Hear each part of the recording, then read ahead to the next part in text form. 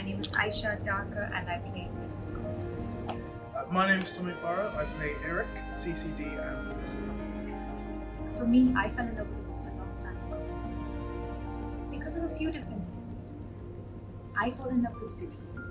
So when I fell in love with Oxford, for example, this book was a great key into Oxford because when I went into the Ashram, it wasn't just a museum, it's where Lyra saw the alethiometer for the first time.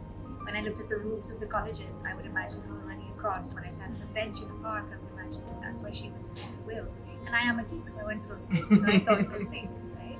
When I went to the Pitt Rivers Museum, which everybody should go to, it's a magical place, and you can just imagine Lyra looking at those trypan skulls as a little girl. Like every little girl should go and look at those skulls. They're incredible. The whole place is incredible. The fact that it exists is incredible. So I would have known about it without the book, but the book adds a richness and an emotional connection to those places. The other thing I love about Philip Pullman, all the words that he creates, is that they're very visual. So he will do things like, one of the ideas or inspirations for Lyra's demon comes from the Leonardo da Vinci painting of the girl with the Romeo, which is a painting you can go and look at.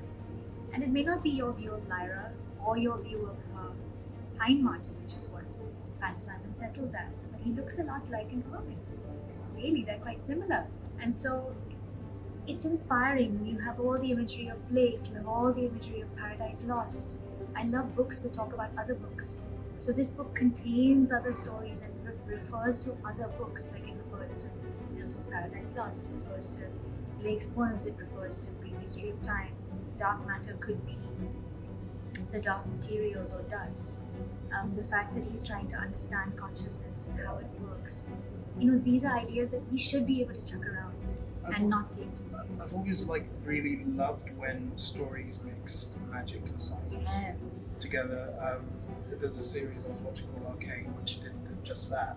But I think it's so exciting, like the ability, because a lot of people say magic is just science we don't understand yet. So I think they are closer than we think. But I think he does it so seamlessly as well, still keeping the sort of awe of magic whilst having that sort of direct explanation of the science of it and making it sort of grounded to and also life. The history. I mean, he connects to even the history of literature by referring to Old Father Thames, who turns up in Blake. He's also referring to that beautiful poetic imagery, which is magical as well. The secret Commonwealth is literally magic, and he's not scared to reach on either ends of the ridiculous. So his science is in the extreme, but it's based in reality, and his magic is in the extreme, but based in folklore. And that's what makes these books and stories so powerful. That's why it's the fabric of Britain in a way, because now we've included Ella Dacre's in it, and we've got the Voice of London in it, and Tower Bridge appears in it, and now there's in the next book there are references to Persian love poetry. So I love the richness that he introduces. It makes you want to go to those places, it makes you want to read those books, and it makes you want to have a book.